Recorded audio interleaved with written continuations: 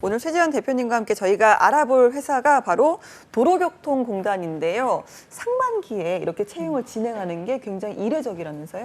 네, 그렇습니다. 도로교통공단 같은 경우에는요, 이제 매년 하반기에 공채를 시작을 했었어요. 그런데 올해는 조금 일찍 상반기에 시작을 합니다. 도로교통공단 취업을 준비하시는 분들께는 좀 반가운 소식일 수도 있는데요. 또 한편으로는 이렇게 좀 때이른 취업 준비를 해야 돼서 또 걱정을 또 가지고 계실 것 같습니다. 네, 그렇지만 오늘 전반적으로 채용에 대해서 다룰 예정이니까요. 그런 걱정을 좀 제가 덜어드릴 수 있을 것 같아요. 방송 보시면서 도움 받으셨으면 좋겠습니다. 네. 저희 어제 국민건강보험공단 다루면서 안정영 대표님께서 공공기관 취업 준비생들에게 원픽이다라고 소개를 해주셨었는데 네. 그러면 오늘 도로교통공단에 대해서 최 대표님은 좀 어떻게 소개를 해주실 건가요? 네, 일단 공공기관을 선호하는 기준이 몇 가지가 있는데요. 뭐 잘 아시겠지만 뭐 급여라든지 그다음에 근무 환경이라든지 복지라든지 조직 문화, 분위기 이제 여러 가지 기준이 있는데요. 도로교통공단 같은 경우에는 요 앞서 얘기했던 기준들을 어느 정도 수준을 이제 유지하고 있다라고 보시면 되고요. 특히 재직하시는 분들의 얘기를 들어보면 조직 문화 너무 수직적이지 않고 편안한 분위기에서 업무를 좀 볼 수 있고 그리고 워라밸을 좀 지킬 수 있는 가능한 곳이다라고 얘기를 해주고 있어요. 그래서 이제 일과 삶의 균형을 어느 정도 유지를 할 수 있고 또 일이 우리가 생활이잖아요. 그래서 직장을 다니는 게 뭐 이렇게 항상 있기 때문에 그 유지하는 것이 중요하고 또 우리 신입 사원들이 들어오는 세대가 MZ세대에 해당되기 때문에 네네. 뭐 밀레니얼 세대 혹은 G세대, Z세대라고 부르고 있는데 그분들이 선호하는 우선순위 기준이 이런 워라밸 그리고 조직 문화예요. 그래서 그런 기준에서 볼 때 좀 많이 선호한다라고 볼 수가 있습니다. 네, 그리고 또 궁금하신 게 이제 연봉 수준일 것 같은데요. 연봉이 대졸 수준의 신입 초임 기준으로 3,170만 4천 원입니다. 이게 어느 정도 수준이냐면 작년에 2020년 기준으로 공공기관의 연봉 데이터를 쭉 보면요. 최고 연봉이 4,700만 원 수준이었고요. 최저 연봉은 2,300만 원대였어요.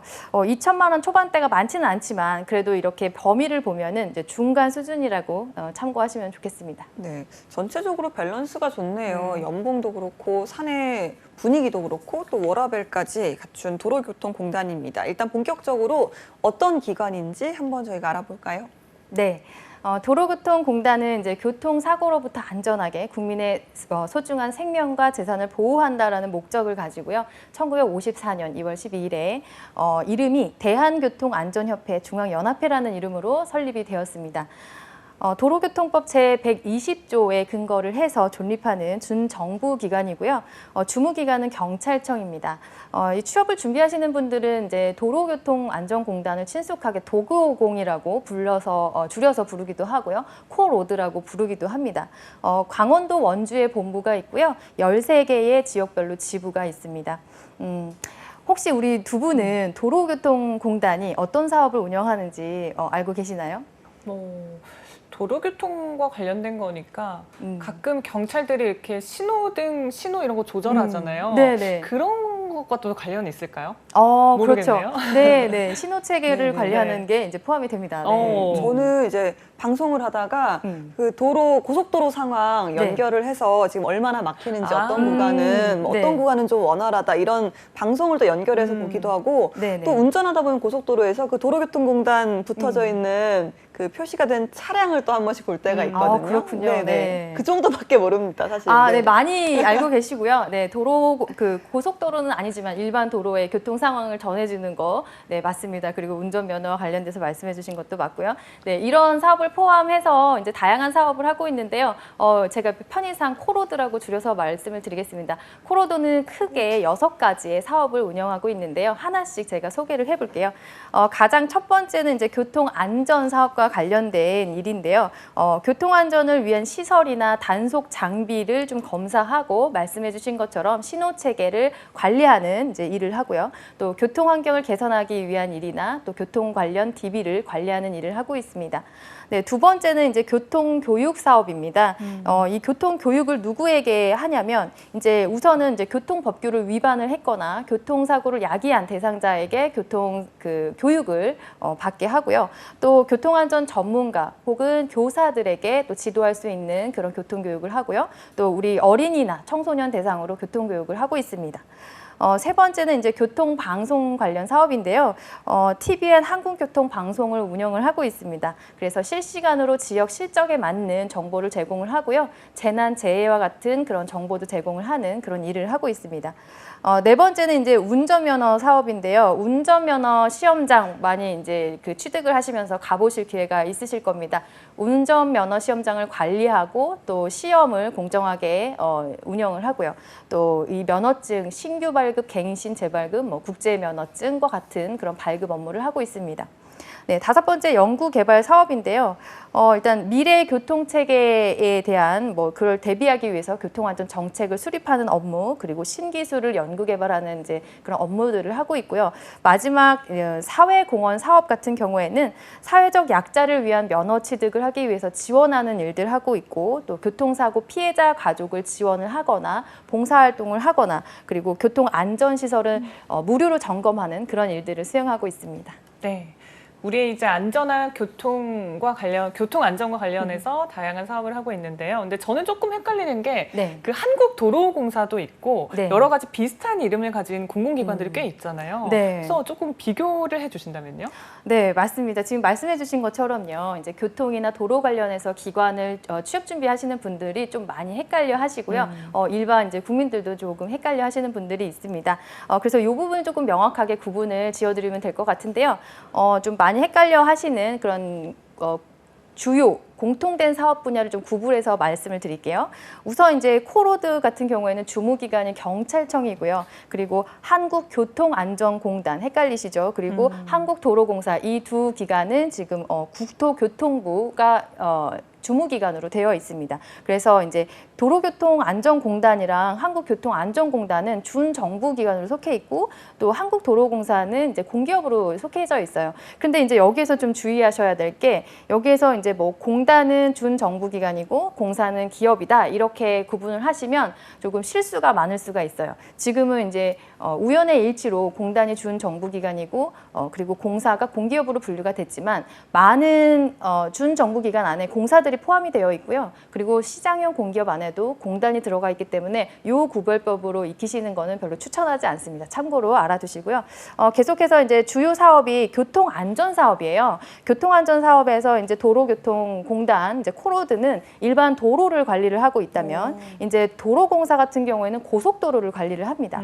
네, 그리고 한국교통안전공단 같은 경우에는 도로와 항공과 철도를 다 포함해서 관리를 하고 있습니다. 그래서 이 부분이 조금 구분을 할 수가 있고요. 그리고 면허 사업을 하고 있는 게 이제 도로공사를 제외하고 코로드와 교통안전공단이 면허 사업을 하고 있는데요.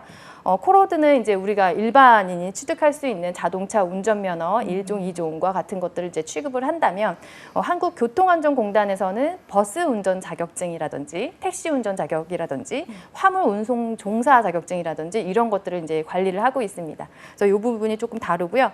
그리고 이 세 기관 다 공통적으로 교통 정보를 제공하고 있는데요. 조금 제공하는 정보가 다릅니다. 일단 코로드 같은 경우에는 실시간 교통방송, 라디오를 통해서 그 지역 구간마다 교통 상황이 어떤지 이제 제공을 하고 있고, 또 이제 재난이나 재해 정보가 있으면 이제 알려주고 있습니다. 그런 반면에 이제 교통안전공단 같은 경우에는 대중교통을 위주로 해서 이제 정보를 제공하고 있어요. 그래서 버스, 택시, 그리고 어린이 통학버스와 같은 그런 노선을 제공하고요. 위치 정보를 제공하고 있습니다. 그리고 이제 도로공사 같은 경우에는 실시간 고속도로 교통방송을 하고 있기 때문에 뉴스 보시면 아실 거예요. 지금 실시간 교통정보 연결해 보겠습니다 하면서 송출되는 그런 정보들을 도로공사에서 하고 있어요. 그래서 지상파 3사라든지 종합편성 채널 TV에서 나오는 그런 실시간 고속도로 상황은 도로공사에서 하고 있습니다. 그 외에도 노선을 제공하고 있습니다. 조금 헷갈리지만 조금 이제 구분이 좀 되시나요? 네. 그러니까요. 제가 아까 고속도로에서 봤다고 했던 그곳은 한국도로공사고 오늘 저희가 알아보는 곳은 도로교통공단이다. 이 두 네. 개를 저처럼 믹싱해서 헷갈리지 않도록 조심을 하셔야 될 것 같습니다. 여기 차이점을 잘 구분하시고요. 그럼 본격적으로 저희가 알아볼 텐데 도로교통공단의 올해 채용 규모 어느 정도인지 살펴볼까요? 네, 올해 채용 규모를 이제 말씀드리기 전에 작년에 채용 인원을 살짝 알려드릴게요. 작년에 이제 공고 기준으로 보면요, 신입이 이제 94명 채용을 했는데요. 신입 안에 포함되는 전형이 이제 다양한 전형이 있습니다. 일반 전형을 포함을 하고요, 지역 인재 그리고 보훈 전형, 장애인 전형 그리고 이제 고졸 전형, 연구 전형을 모두 포함해서 94명 그리고 경력직으로 22명에서 116명을 채용을 했는데요. 올해는 조금 늘었습니다. 그래서 올해 신입이 20명이 늘어서 114명을 채용을 하고요. 그리고 경력 29명에서 총 143명을 모집 중에 있습니다. 일반 전형을 포함해서 신입 전형을 조금 구분해서 말씀드리면 일반직에서는 70명이고요. 그리고 이전 지역은 9명, 그리고 장애인 전형 10명, 보훈 전형 6명, 고졸 전형 13명, 그리고 연구 전형이 6명으로 지금 계획이 되어 있습니다. 네, 27명가량 인원이 늘었네요. 맞아요. 가뭄에 담비 같은 소식이 아닐 수가 없습니다. 그럼 어떤 분야에서 채용 진행하는지도 살펴볼까요? 네, 아무래도 이제 투제이 잡스를 보시는 분들은 처음 취업을 준비하시는 분들이 좀 많으신 것 같아서요. 일단 이제 일반 전형과 지역 인재 전형을 위주로 말씀을 드리겠습니다. 일단 표를 보시면요, 데이터 분석 그리고 교통 안전 그리고 사고 분석, 사고 조사, 교통 교육, 심리 상담 이제 먼저 소개를 드리면 제가 모집 분야 안에 숫자를 넣어놨는데 그거는 이제 총 정원을 말씀을 드리는 거고요. 그리고 포 옆에 있는 거는 일반 전형과 이제 지역 전형으로 뽑는 인원만 제가 표기를 해놓은 겁니다. 그래서 보시면 데이터 분석은 총 7명을 뽑는데 그 중에서 일반 전형으로 3명 그리고 지역 전형으로 3명을 이제 뽑고 있고요. 여기에서 이제 교통안전 같은 경우에는 15명을 이제 충원을 하는데 그 중에서 일반 전형이 3명. 그리고 지역 전형은 3명입니다. 그래서 여기에서 좀 두 자릿수로 뽑고 있는 전형은 이제 교통안전과 교통교육입니다. 다른 공기업에서 지원하시는 이제 직무랑 조금 다른 부분들이 이제 사고 분석, 사고 조사, 그리고 이제 교육과 상담 부분으로 이제 채용한다는 거 좀 눈여겨 보시면 좋을 것 같고요. 또 이어서 보시면 이제 방송과 관련된 이제 분야도 나오는데요. 편성 제작 2명 충원을 하는데 이 중에서 1명 자리가 있고요. 일반직으로. 그리고 아나운서 같은 경우에 3명 충원을 하고요. 방송기술 4명, 일반 행정이 가장 많습니다. 43명. 아마 이쪽으로 많이 지원을 하실 것 같은데요. 일반 전형으로는 26명 정원을 이제 두고 있습니다. 그리고 작업 치료는 11명, 전사는 1명을 뽑고 있습니다. 그래서 여기에서는 이제 두 자리로 하는 게 이제 작업 치료 그리고 일반 행정. 이번에 도로교통공사가 상반기에 채용을 하는데 사실 정기적으로 체험 인턴을 운영을 하지는 않고 있기 때문에 이번 전형에 조금 기회를 놓친다면 언제 또 기회가 있을지 몰라서 이번에 조금 시간이 되신다면은 시간이 없더라도 조금 바짝 하셔서 준비하시면 좋을 것 같습니다. 알겠습니다. 채용 분야가 굉장히 다양하네요. 아나운서도. 네, 몰랐는데요. 알겠습니다. 네. 그만큼 좀 다양한 분들에게 네. 문을 좀 열어준다 이렇게 해석할 수 있을까요? 네, 맞습니다. 지금 보시면 아시겠지만 이제 일반 우리가 사무, 기술 이렇게 보통 많이 뽑잖아요. 환경직이나. 근데 여기에서는 이제 방송 업무도 하고 있기 때문에 아나운서나 이제 편성이나 이제 이런 부분도 있고 또 상담, 심리 상담, 교통사고와 관련해서 그리고 교육과 관련해서 교통 교육도 하고 있고 다양한 직무로 이제 모집을 하고 있기 때문에요. 이분들 이게 이쪽으로 좀 관심을 가지고 있는 인문 계열, 물론 이제 그 기준에 전공 제한은 없습니다만 그동안 이제 기다렸었던 분들은 이쪽으로 좀 눈을 돌리셔서 관심을 가지셔도 좀 좋을 것 같습니다. 그리고 또 좋은 게 뭐냐면 다른 기관에 비해서 여성 직원의 비율이 좀 많은 편입니다. 작년 말 기준으로 전체 임직원의 인원 규모가요, 3,030명 정도거든요. 이제 정확히는 3,028명인데요. 이 중에서 여성 인원이 38명 정도의 비중을 차지하고 있습니다. 보통은 이제 많이 그 직급이 올라갈수록 여성 비율이 더 관리자가 없기 때문에 줄어드는 현상이 있는데 일반적으로 우리가 신입직이 여기에서는 7급 갑과 을인데 여기서 올라가면 이제 코로드 같은 경우에는 6급 그리고 5급이 되거든요. 근데 5급과 6급 같은 경우에는 총원 인원이 이제 여성 비율이 훨씬 더 많습니다. 네, 그리고 작년 같은 경우에도 신규 채용에서 여성을 굉장히 많이 뽑아서 이 기관은 좀 여성의 어떤 그 여성과 남성의 성비를 많이 이제 안정되게 이끌려는 그런 노력을 하고 있는 기관입니다. 네. 좋습니다. 자, 그러면 합격을 하기까지 어떤 과정을 거치게 되는지 채용 절차도 함께 알아볼까요? 네, 채용 절차를 말씀드리면요. 처음에 이제 서류 전형이 있고요. 그다음에 필기 전형이 있고 그다음에 면접 전형이 있는데 이제 면접 전형은 1차, 2차로 나눠집니다. 그래서 서류 전형에서는 이제 우리가 기본으로 지원 자격 요건 심사와 서류 심사를 하게 되고요. 2차 필기 전형에서는 이제 3가지 시험이 있는데 하나는 NCS 직업 기초 능력, 그리고 전공 시험, 그리고 인성 검사가 있습니다. 그리고 면접은 1차에서 발표를 진행을 하고요. 2차에서는 이제 경험 면접과 상황 면접을 치르게 되고요. 또 여기에서 합격을 하게 되면은 3개월 조건부 임용을 이제 그런 기간을 가지게 되는데 이 조건부 임용이 뭐냐면 3개월 정도 수습 기간이라고 생각을 하시면 돼요. 작년 같은 경우에는 이제 채용형 인턴을 뽑아서 3개월 인턴 과정을 거치고 정규직으로 전환하는 그런 식으로 그 채용을 했는데 이번에는 이제 조건부 임용이라는 이제 어떤 용어를 사용하면서 수습 기간처럼 3개월을 하도록 되어 있습니다. 근데 이런 조건부 임용에서 조건이 그렇게 크게 까다롭지가 않습니다. 예를 들어서 이제 직원들의 어떤 근태, 어떤 불성실함, 그리고 중도 퇴사 이런 일들이 없다면 거의 100% 전환이 된다고 보시면 됩니다. 알겠습니다. 자, 그러면 채용 단계별로 이제 어떤 기준으로 평가가 되는지 알아볼 텐데요. 먼저 서류 전형부터 살펴볼까요? 네, 일단 서류 전형에서는요, 3가지를 좀 보게 되어 있는데요. 우선 이제 기본 서류, 그리고 필수 자격사항, 우대 사항이 있습니다.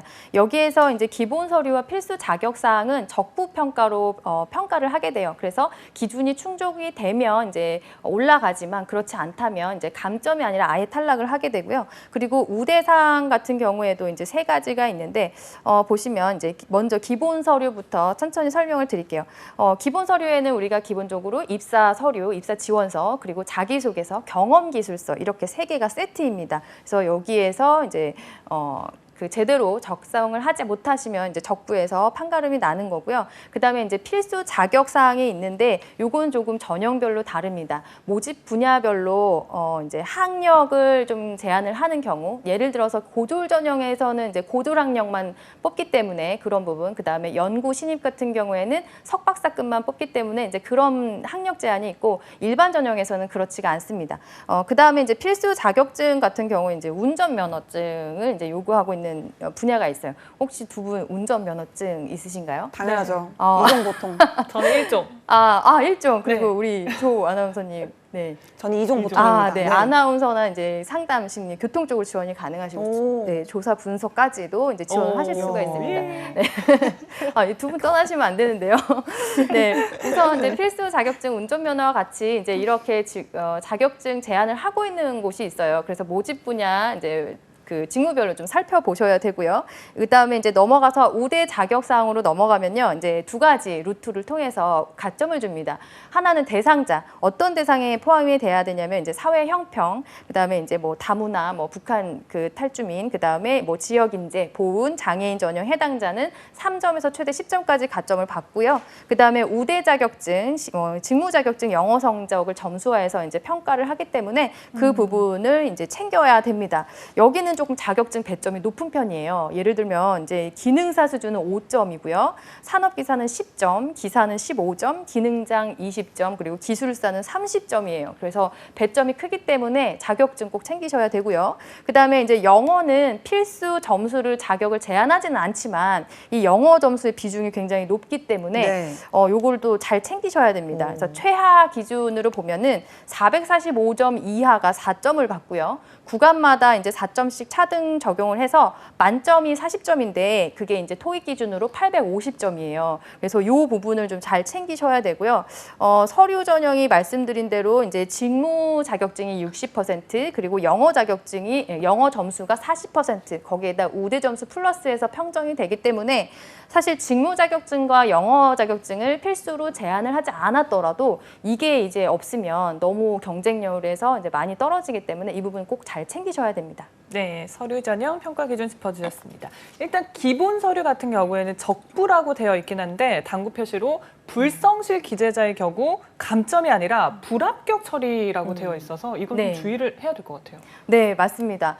적부 평가라고 하는 것이 이제 다 이제 웬만하면 통과시켜준다 이런 기준이 아니고요. 어떤 일정한 조건에 미달되면 감점이 아니라 아예 탈락이 된다 이거예요. 그래서 이 부분 잘 지켜주셔야 되는데요. 주의사항을 좀 말씀드리면 우선 이제 블라인드 채용을 하고 있기 때문에 네. 입사 지원서에 뭐 사진을 하는 란도 없고요. 일단 성별, 나이, 지역, 소속, 가족 관계 등을 알 수 있는 그런 정보들을 기재하시면 곤란합니다. 아예 안 되고요. 그다음에 이메일 주소에도 혹시라도 계정에 자기의 소속이 좀 유추할 수 있는 그런 주소를 쓰시면 이 부분도 안 됩니다. 그래서 잘 점검을 하셔야 되고요. 입사 지원서뿐만이 아니라 자기소개서와 경험 기술서에서도 이런 정보를 기재를 하시게 되면 노출을 하시게 되면 이제 안 되기 때문에 그 부분 좀 주의를 하셔야 되고요. 그다음에 불성실 기재에 해당이 안 되셔야 되는데 예를 들면 이제 사명 아까 전에 기관 3개 좀 비슷한 거 말씀드렸는데 네. 그 부분에서 좀 헷갈리시거나 그래서 그 기관명 오기재 하시는 분들 좀 탈락 사유가 되고요. 그다음에 동일한 내용 좀 성의 없이 반복해서 복붙하는 형태, 동일한 소재를 계속 쓰는 형태, 그다음에 안 되겠고요. 그다음에 이제 경험이 없다 해서 아예 미기재로 제출하는 경우도 있어요. 불성실 기재에 해당되기 때문에 이 부분 주의하셔야 되겠습니다. 네, 블라인드 채용이니까 그래도 꼭 한 번씩 이런 실수 때문에 탈락하는 분들이 있으시거든요. 안타까운 네. 탈락 없도록 주의를 꼭 기울이셔야겠습니다. 다음이 이제 필기 전형인데요. 도로교통공단 필기 전형의 구성은 어떻게 되어 있을까요? 네, 이상 코로드의 이제 필기 전형을 3가지로 구분을 해서 볼 수가 있는데요. 처음에는 이제 그 NCS 직업기초 능력 시험, 요거는 25문항을 보게 되고요. 80분에서 이제 치러지게 되는데 과목이 이제 의수문정에서 의사소통 능력, 수리 능력, 문제 해결 능력, 정보 능력이에요. 그런데 과목당의 어떤 쉬는 시간이 없이 80분 동안 다 진행이 되기 때문에 이 부분 이제 내가 잘하는 것부터 빨리빨리 하는 게 조금 요령이라고 보실 수 있습니다. 이 부분 이제 성적 40% 비중이 있고요. 두 번째 이제 전공 시험은 이제 60% 성적 산출이 되는데 문제풀이가 50문항이에요. 그래서 이제 데이터 여기서 이제 제가 그 직무 보시면 IT 전산 그리고 상담, 이거 심리 상담, 심리학 이렇게 작업 치료 이렇게 하나씩 과목만 지정된 거 말고는 지금 제한된 거 대해서 이제 하나씩 본인이 선택할 수가 있어요. 그래서 한 과목 선택할 수가 있고요. 단 문제풀이를 하지 않는 이제 모집 분야가 있는데 편성 제작과 아나운서는 이제 3가지 문제가 제시되는 논술형으로 시험을 치러야 됩니다. 네, 그리고 이제 마지막으로 인성 검사를 보게 되는데요. 인성 검사는 이제 적부 평가로 보게 되고요. 내용은 이제 조직 적합성, 개인적인 어떤 특성을 보기 위한 질문으로 200문항이 있고 30분 동안 풀어야 돼요. 그러니까 생각하지 말고 바로바로 찍어야 되는 내 어떤 성향을 바로 솔직하게 얘기해야 되는 그런 질문이고요. 지금 이제 말씀드린 비중으로 보면은 NCS 직업기초가 40%, 전공 시험이 60% 산정을 해서 고득점 순으로 3배수 선발이 됩니다. 그래서 과목별로 이제 40점 미만은 과락 처리가 되기 때문에 이 부분 좀 주의를 하셔야 되겠고요. 인성 검사는 적부 평가이기 때문에 최하 등급이 되면은 이제 부적격자로 해서 탈락 처리가 됩니다. 네, 그 마지막으로 이제 전공 시험 한 과목씩 선택하는 게 좀 장점이라고 했는데 이 부분에 대한 시험 범위는 공지사항에서 좀 제공이 되기 때문에 꼭 놓치지 않고 확인을 하셔야 되겠습니다. 네. 필기 시험은 이제 채용 예상 인원의 3배수로 올리는데 사실 네. 필기라는 게 좀 상대평가잖아요. 그렇죠. 잘하는 사람이 많으면 더 어려워지기 마련이어서 네. 난이도는 좀 어떨까요? 네, 직업 기초 능력의 난이도는 이제 일반 전형 기준으로 말씀드리면 대졸 수준으로 출제가 되고요. 전공 시험 같은 경우에는 이제 기사 시험의 필기 전형 수준에서 이제 출제가 됩니다. 좀 다른 기관과 비교를 해서 볼 때 전공 시험 과목을 하나만 내가 원하는 걸 선택해서 볼 수 있어서 그 부분이 좀 장점이긴 하지만 하나가 깊이 나온다고 생각하시면 돼요. 그래서 이게 너무 쉬운 것도 아니고 너무 어려운 것도 아니라서 좀 그 다른 기관과 좀 비교해서 말씀드리면 이제 중간급인데 중상 정도라고 수준을 이해하시면 되겠습니다. 알겠습니다. 이렇게 필기 시험까지 알아봤고요. 다음이 이제 면접 전형이잖아요. 도로교통공단 면접은 좀 어떻게 진행될까요? 네, 면접 전형은 이제 1차 전형, 2차 전형으로 구분을 하고요. 1차 전형에서는 이제 개인 발표, PT 면접을 보고 2차 면접에서는 그룹으로 상황 면접과 경험 면접을 치르게 됩니다. 여기서 보시면은 이제 평가 기준이 개인 면접에서는 이제 논리 전개력, 뭐 전문 지식, 응용력, 표현력을 평가하는 걸로 되어 있고요. 그다음에 이제 주어진 모집 분야 중에서 교통교육 심리상담 아나운서는 이 1차 그 시험을 보면서 실기 시험을 같이 병행해서 보게 되어 있습니다. 그리고 2차 시험 같은 경우에는 이제 직업 기초 능력과 전문 직무 능력을 종합적으로 평가하는 그런 면접 방식이고요. 그룹 면접 방식이기 때문에 다대다 형식으로 이제 진행이 됩니다. 이 면접을 보실 때에는 우리가 이제 면접관들이 참고해야 될 서류들이 제공이 되는데 여기에서 바로 우리가 열심히 작성했던 기본 서류 3종 세트가 나오고요. 입사 지원서, 자기소개서, 경험기술서, 그리고 이제 인성검사 결과가 나옵니다. 그래서 이걸 토대로도 질문을 할 수 있는 것이죠. 그래서 이제 1차 면접 같은 경우에는 결과가 2배수 선발을 해요. 필기 전형에서 60% 점수가 올라오고요. 그다음에 면접 점수가 40% 그리고 거기 플러스 우대 가점이 있기 때문에 필기 시험의 비중이 굉장히 크다고 볼 수가 있습니다. 그리고 면접 2차 전형에서도요. 그 결과 산출은 필기 점수 전형에서 60%가 그대로 올라오고 또 1, 2차의 면접 점수를 합산해서 40%를 한 다음에 우대 가점을 적용하고 있거든요. 그래서 이제 코로드 준비하시는 분들은 필기 시험에 좀 열을 많이 쏟으셔야 됩니다. 네, 좋습니다. 필기 시험도 짚어주셨고 면접 전형 준비 팁까지는 2부에서 좀 자세히 짚어보도록 하고요. 저희가 그 지원 자격도 함께 알아볼까요? 네, 지원 자격 이제 일단 좀 전형별로 상이한데 제가 공통적인 거를 우선적으로 말씀드릴게요. 일단 일반 지역, 그러니까 일반 전형, 지역 전형, 그리고 이제 장애 전형, 보훈 전형 이렇게 있는데요. 공통 사항은 학력과 또 전공 제한이 없고요. 연령 제한은 없습니다. 단 뭐 제한이 있다면 만 60세 미만으로 하셔야 되고요. 네, 남성 같은 경우에는 병역을 필하셨거나 면제 사유가 분명하게 있으셔야 되고요. 그다음에 공단의 인사규칙 제18조의 결격 사유가 없는 그런 분으로 지원을 하실 수가 있고요. 그다음에 이제 조금 잠깐 앞서 말씀드린 것처럼 필수 자격증이 제시된 분야가 있습니다. 그래서 자동차 운전면허 1종 같은 경우에는 이제 교통 안전, 사고 분석, 사고 조사 쪽으로 이제 요구가 되고 있고요. 그다음에 2종 이상 같은 경우에는 교통 교육, 심리 상담, 일반 행정 그리고 작업 치료 분야에서 요구하는 자격증이니까요. 꼭 반드시 취득을 하셔야 됩니다. 그리고 이제 자격증 나머지는 이제 심리 상담에서 상담 관련 필수 자격증을 요구하고 있고요. 그다음에 작업 치료 같은 경우에는 작업 치료사 자격증이 필수로 활용이 됩니다. 다른 분야로 지원을 할 때 우리가 운전면허증을 적어도 될까요? 할 때 그게 뭐가 중요하다고 적냐 이렇게 얘기를 하지만 이 도교공 같은 경우에는 그렇게 필수 자격증이고 우선 자격증이기 때문에 우선적으로 챙겨야 될 부분입니다. 알겠습니다.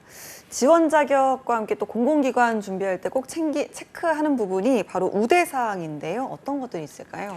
네, 우대사항 좀 해당되시면 반드시 챙기셔야 됩니다. 그럼요. 배점이 좀 많이 크기 때문에 이 부분 꼼꼼하게 보셔야 되는데요. 우선 우리 공단 경력, 그러니까 코로드에서 경력이 있으신 분들 우대하고 있습니다. 2016년 이후에 체험형 인턴으로 5개월 이상 근무하신 분이나 아니면 교통직 근무자로 1년 이상 계신 분들은 서류 전형에서 10점이나 받을 수가 있어요. 이 부분 꼭 챙기시고요. 단시간 이제 근무 경력자는 4시간 얘기를 하는데요. 4시간 근무하신 분들이 공공기관에 1년 이상 근무하신 분들은 5점까지 주고 있습니다. 지역인재 같은 경우에는 이제 비수도권 거주자인데 3년 이상 거주를 하신 분들은 5점 가점, 그리고 지역인재는 5점, 그리고 강원 이전 인재는 3점입니다. 그리고 우대 자격증은 최대 10점까지 받을 수가 있는데요. 복수 인정 그리고 불인정되는 그 항목이 나와 있기 때문에 이 부분 참고를 하셔야 되겠습니다.